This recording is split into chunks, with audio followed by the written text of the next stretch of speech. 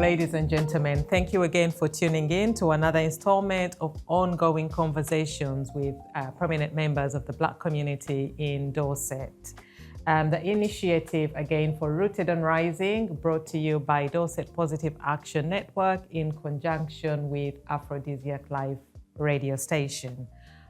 I will be your host again. Beckee White is my name. And our guest today is Tony. Tony, please introduce yourself. Yeah, good evening. And my name is Tony Oviarobo.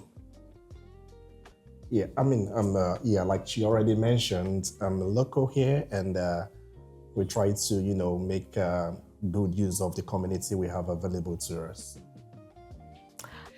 Through these discussions, we're aiming to explore how identity, resilience, and cultural pride have shaped the lives of and families of our guests.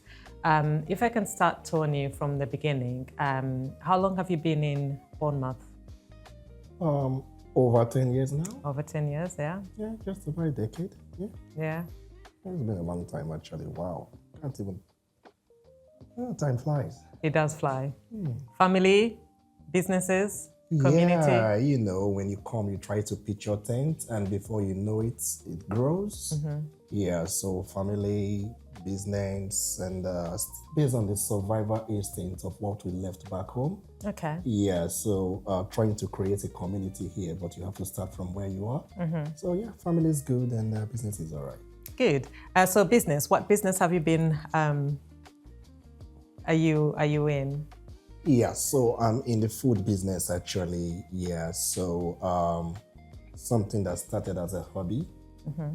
Yeah, food specifically. Food. Okay. Let me just, put it out there. Put it out there. It's food, guys. It's food. Yeah, so I spend the rest of my best time in the kitchen as long as there are two things there. I will not say one for PG purposes, but the other one as long as there is music. Yeah, I spend my good time in the kitchen, yeah. Okay, cooking African food or Oriental food, any kinds of food? Funny enough, when we say African food now, Africa is too big to just specifically say African food. I like to bring it down. So particularly Nigerian food.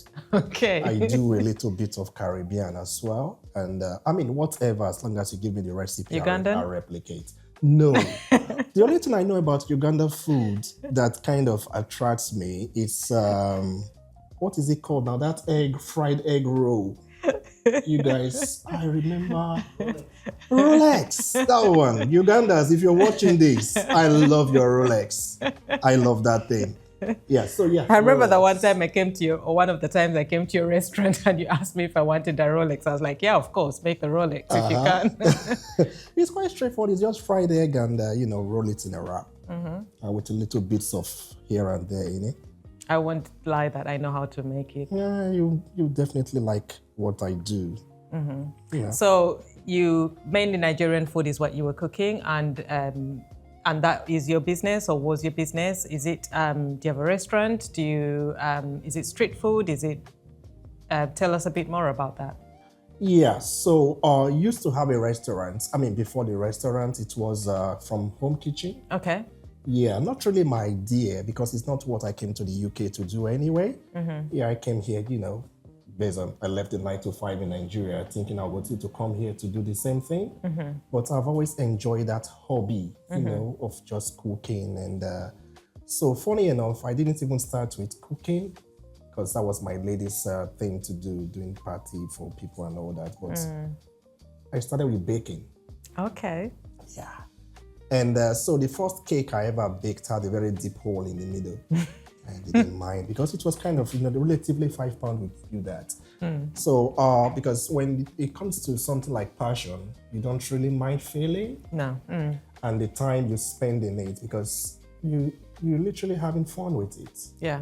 You're having a good time with yourself. So, and so it got to a point where I was kind of enjoying making surprise birthday cake for people's birthday. Making ginger, designing 3Ds, whatever. And until somebody said, hey, how much is this? I have no idea, no clue. So when you say surprise birthday cake, so if I say to you, make me a cake, I wouldn't say make me an Elsa cake. You would surprise me with what you would like, you think I would like? No, actually, yeah, outside that though, that is now when you give me what to make. Okay. So before I became a business now is what I was trying to buttress. So before I became a business, when I knew it was your birthday, I would just come to your party with a cake. Oh, I see. Really nicer than the one you pay for. Yeah, so that was how it all started. And yeah, so after that, I got bored because I was spending most of my weekend watching football. I can watch on my laptop, on the TV, and on my phone, 3 matches, 3 o'clock. And watching football. So I thought to myself, it seems like I'm wasting my time here. What do I do? So I contacted the Bournemouth Boscom Present Market here. Yeah. Yeah, that was where it all started from. So I reached out to the market manager about, bringing my cakes, whatever, and that was it. That was how it all started. Okay. Cake making.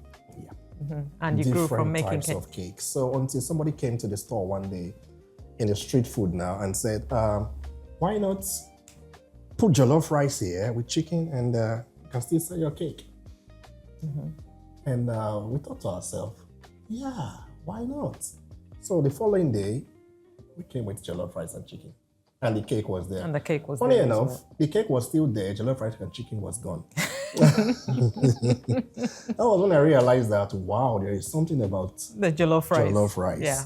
So we now concentrated more on we jollof use rice. the cake, and as well, it takes less time to cook than making cakes. True. Yeah, so simplification by making difficult things easier. So we started, transcending from baking to cooking. Yeah, so it was like that. And eventually, it now became food because I had no time to make cakes anymore. I still can do it, guys. I still do. But I don't have time to. If we need a birthday cake, a surprise cake. I don't have time to. So, yeah, that was it. And somebody invited us to say, yeah, we have a festival coming up. Do you guys want to come? And all that. I didn't even know what a festival was. Right. How long ago was that? 2016, 2017, I think. Yeah. So we went to the food festival. I mean, it was a Caribbean event anyway, held in Boscom somewhere here. And yeah, we got there. It was good, lively. And it was, it was successful. It was fun. It was my kind of environment. And so after that, I thought, this is it. And the idea of, we need to get a shop came.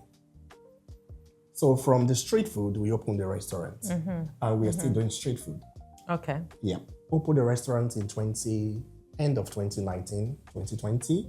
Yeah. Into 2020, a little bit COVID hit. Yes. Yeah. Yeah. And how was that for you, the pandemic, dealing with the pandemic as well as having a business? It was hard. They gave us a little leeway into that you guys can trade, but you won't allow customers in. And you only do deliveries. And we are allowed to come out, but you have to be in your restaurant. Yeah. And customers are not allowed to come in, so they have to order via the app. And so if at all they come to collect, you have to keep your distance. The rules was just there based on the separations and all that. But COVID wasn't funny for businesses. It was Did you have the delivery before the pandemic? Did you have the delivery side of the business? Yeah, when you set up a business now, you have to try to aim from all sides of it. So you signed up for all the delivery platforms and all that. But for the COVID one, they didn't work that much because it was really mainly customers coming to pick up their food. Right. Which relatively 10 meters distance. Yeah. So, yeah. So COVID How do you hand over fun. food with a 10 meters distance? You have to put the food there and walk away. And the customer will pick the food as if they're not your enemies with them or something like that. Yeah. So that's how it was during COVID. Yeah, but it wasn't easy. I can imagine. Yeah. And so you went from street food to the restaurants, but still had the street food on the side. So you've talked about the festival, the first festival that you had in Bournemouth. Still doing festivals? Yeah, funny enough, we opened the restaurant, but we never stopped doing street food. So we're now mainly based on just doing festivals. Yeah, and we're not only limited to our environment, we could go anywhere, which is one of the fun of having to do festivals. Yeah, and honestly, the restaurant thing wasn't my idea, it was my lady's. Because she wanted to always have a restaurant. And me, I'm that kind of guy that want to be out there. Yes, so when it comes to summer, we're always very busy because I was never around and she tends to manage the restaurant. So, but we had to do both. It wasn't easy though, but you know. Of course, yeah. And through that, what were the main challenges? Obviously, you've talked about the pandemic challenges. Any other challenges with, building yourself up from in a business sort of environment? What are the challenges you faced as a Black person trying to have a restaurant cooking Nigerian food? There's a point I would like to note. Yes, challenges, yeah. But you know what? Challenges are just school fees. Necessary payments you have to pay for tuition. Again. Challenges are just school fees. School fees? Yeah, they are school fees. I've never heard of that one before. You have to pay your tuition. Okay. You have to pay. And the thing is this, if you're not willing to pay, you won't grow. So I started the restaurant. I wouldn't want to put that on myself now, no, sorry. We started the restaurant with the intention that I was going to be the chef. And guess what? I have never chefed before.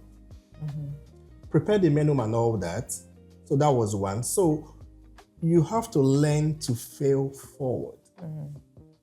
If there is a review that is more than 0, I've gotten it. So bring those reviews. I'll take them. They're just showers, they rain. I'll date with them. But however, as long as you know, okay, you've only just started, you pay your school fees at the moment, you're failing, but you are learning from those reviews. You are learning from those bad services that customers are talking about. You are paying attention because reviews are very important. It's good people tell you bad things about you because they care if you take it that way. You feel me? So that was how it was. That was how I perceived it. I've not done this before. This is my first time. A year or two, I will be better. Yeah. So it is good I don't start getting positives now or vibes. 1 or 2 can take it, but let's bring it on. So the more we got those, the more we have to work with them. Know that, okay, this isn't good, this is good. This is not nice, we can improve on this. Yeah, so just, picking them here and there. And after that, I will happily say we became one of the best restaurants, one of the best African restaurants in the whole of the West Coast. Wow. Yep. So it became that good. And we hardly got a review less than 3. Very interesting. Well done. We hardly. Yeah, I mean, it's just the idea of, you can get better. Absolutely. And you like what you do. You enjoy what you do. So there's no point with you not, improving and, because generally when you run a restaurant, people are coming, number one, they're hungry. And people are coming to get better at living, to get better, not when they come in, but to feel satisfied when they go out. And you want to be that person to make it happen. So it's not just about the food, now it's much about the food. It's about the service and the food. Restaurants are places where people gather to, for happy occasions usually, for intimate occasions, and, you providing that's a very big service to the community. Did you have any other, or do you have any other community initiatives that you've been part of in Bournemouth, anywhere in the country? Yeah, I do actually belong to the Nigerian community in Dorset. It's a very big one though. And it's a very big community. And if you guys Nigerians now, shout out to you all. So if you know who we are, then you know how loud we can go. So the community is very big, and gladly I'm the director of socials. Okay. Yeah, it's a very big name that they give to the position. So we direct social activities, and we do lots of things around the community, as well as bringing other people into what we do. And like last year, we So there are sometimes we take people out.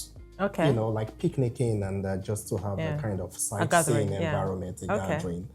And we did Nigeria Day last year, October. It was big. And was that here in Bournemouth? Yes, or was here in Bournemouth. Yeah, most of our activities are here in Bournemouth, unless we're taking people out of Bournemouth. Okay. Yeah, and we have a table tennis competition coming up next month. We have a football competition coming up in May. Okay. Yeah, we have Jollof on the Beach coming up. Jollof on the June. Beach. I should come Jollof on the beach now in June. And Nigeria Day again, end of year party. So, you know, I'm one of those that, you know, make those things happen. That's interesting. And in all these events, so for example, the table tennis competition or the football competition, is that just among us Nigerians, or is it? No. So when we do events, we open it up to everyone. Last 2 years ago, we had a football competition where we invite majority of all the churches, and it was a very diverse event. And you have people from whatever, because the thing is, it's a Nigerian community, we'll call it, but literally we're trying to make sure that we're not home. We're far away from home. So let us make here a better place, like home. Yeah. Because the community, our host community, have given us an environment to strive. So let us make the most of it. And we can not only make the most of it by ourselves, rather than bringing everybody together. So if the Ugandans are not doing it, we'll bring them in. If the Ghanaians are not doing it, we'll bring them in. Let us collaborate. Okay, Let us have fun. And it's not today just for Black people anyway. It's not just for Black people. If you know Nigerians, then you know we have a wider reach to all communities. Yeah. So that is what we do. So interesting, nice. Yeah. So I'll look out for the table tennis and you should come. And the football and the. There is a winning. There's an award prize as well. There is an award. What's the award? On camera? You're not allowed to say. Not yet. Okay. And the Jollof Day, Jollof on the Beach? Jollof on the Beach. It was a very big party we had last year. I don't know how the idea came up. Just normally a beach party, but the theme of the beach party was just so catchy. And we have over 300 people on the Boscombe Beach. It was good. Yeah, I can imagine. It was good. And if we touch a little bit on family, you've got children? Yeah, I do. And how has that been, bringing them up in Bournemouth or in Dorset as children from Black and ethnic minority background? Have there been any challenges, or do you teach your children how to represent themselves obviously we all teach our children on how to represent themselves, but we do have that small percentage where you're teaching them different kinds of values and resilience because we're from a different kind of community. How do you find that? Socrates said the first study of mankind is man. Man knows thyself. It's very important in what you do. Yeah, so I have 3 beautiful girls, and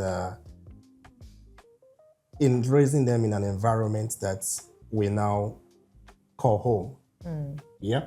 So first and foremost, I want to tell you guys, raising your children abroad, mostly here, is hard. It is hard. Now walk up to raise children here. It is expensive, it's stressful. And there is no role of a man or a woman. It's just, you get it done. Yeah. Back home, it's the wife thing. The woman should know it's not like that here. You're going to beat that baby. If it's possible, you back that baby too. Yeah, you're going to change that nappy. Change that nappy. There is no gender responsibility here. You get the job done. In terms of values now, that is where it comes in. So one thing about kids is that they say monkey do, monkey see, monkey do. It is what your children see you do that they really kind of, they're a sponge. They suck in everything. Not what you tell them, but what they see you do.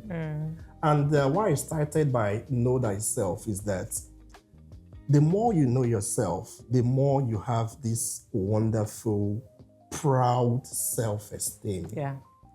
And if you have a very good self-esteem, it's not just about you, it radiates mostly in your immediate environment.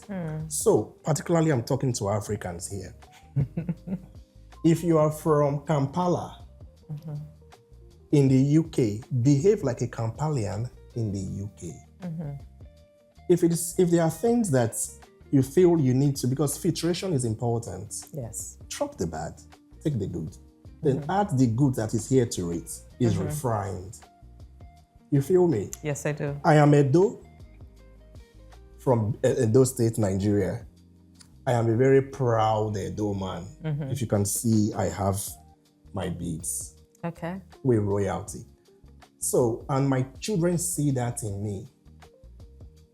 Not because I say it, but because I express it. They see me do it. So those values, because they're very young, but the thing is this, it will come to a point that they will just understand. They've never been to Nigeria or been to where they are originally from, but they know. So I tell them stories. They know much more. And when we're having conversations, I always try to bring it in. They eat your food. Cook that pounded yam for your baby. And when you want to pronounce your food, like say ugali now, don't try to change the name to refine it in English. We call it what it is called in the village. Yeah, you feel absolutely, me? Yeah. Don't try to refine it to polish it to make it sound no. If it is ewedu, call it ewedu, the way it is pronounced. The way it is pronounced, yeah. If it is eba, don't say eba. Eba. You feel me? Eba. So these children, when they see that you continue to do those things, they eat it, they know it, and when you want to play your music, they hear it. Yeah. It will come to a point where these values automatically sink in. They know where they are from, even if they are not there. And there are certain things that I cannot do till tomorrow. Not because my dad is here, but because I just feel that my dad is still behind me. Okay. Those, those certain things, those values, And so it's just like that. And when it worked for me when I was a kid growing up. So I left home, crossed the sea, now we're here. So I try as much as possible to teach my kids that same value because it's good. And it's not just because it's good, because it's unique. It's unique. And what makes you different makes you beautiful. Interesting. Very nice. Thank you. And so if we go back a little bit to the food, we are holding these sessions in conjunction with the Dorset Positive Action Network, as well as Aphrodisiac Live radio station. And, Aphrodisiac Live radio station produces the Bournemouth Reggae Festival. I didn't see you there last year. What happened? No. I actually kicked myself in the bum a lot. I came, I saw the vibe. No, I just want to say, honestly, when you enjoy what you do, this is what happens. Reggae Weekender is becoming something else. I take that back, actually. I saw you as a guest, not as a stallholder. Exactly, not as a trader. Not as a trader. So it wasn't really favorable for us not to come in there and trade because I felt out of place as a guest when I was there. I was going to say, but it's also interesting to see it in a different sort of version. You're always there as a trader, and as a trader, you don't get to see, or you listen. Obviously, you hear the music going on, but you don't get to walk around freely as you would as a guest. So that must have been different being there as a guest, wasn't it? It's hard. It was hard. It is. Absolutely. It is hard. You wanted to have a stall and you wanted, where's my stall? Where's my food? I had to go talk to my fellow traders now. You don't mind even just getting in there. You didn't sit down and enjoy the vibe? It was good. It was, I don't know how Ray does it though, but those artists he brings in every year, they are just something else. I like these sessions and I'm looking forward to this year and those guys coming. Yeah, no, Reggae Weekender is not just a weekend that anybody should miss. From Friday until the last day on Sunday, it's an experience. Good vibes. Is what Reggae Weekender is. So I couldn't come last year. It's last year now. Wow, time really flies. because it's a lot of family responsibility and all that, or clashing events here and there. So that was one of the reasons I couldn't make it last year. But I was sure not to miss anymore. But we'll see you this year. Oh, definitely. As a trader? Front seat, first row. That jollof rice was being Jollof in there. Jollof in there. Yeah, definitely. Excellent. So what's next for you? I know you've said you're still doing the food, street food. What other initiatives have you got that you can tell us about? Are you not telling? Sometimes it's good to just not swim against the tide. Because the tide is already there. Just get in there and, go along with the stream. So I know one way or the other, something else is going to keep his head out creeping and say, hey, I'm here. Do you want to try me? Because I'm one of those guys that like to try new things. So for now, I enjoy what I do just now. I've got a few bits and pieces I'm putting together. I don't want to mention on camera now. Yeah, but I know in the very nearest future, something's coming up. Definitely. We're watching this space. Definitely, we're cooking. Okay, good to hear. We're cooking. Any shout outs to businesses, people, individuals? Absolutely. I want to first of all say shout out to my family. They are the reason why I am me. There is no me without them, and I'm glad that they are better than me. Yeah, and shout out to the host, Afro-Caribbean, and to your humble self, and to everybody out there. Thank you, and the time you're going to continue to spend in following this series will be really enlightening and enjoyable. Thank you very much for having me. Thank you very much for coming to see us, and it's been a pleasure speaking to you today, Tony. Thank you for your time. Thank you very much. I appreciate you having me.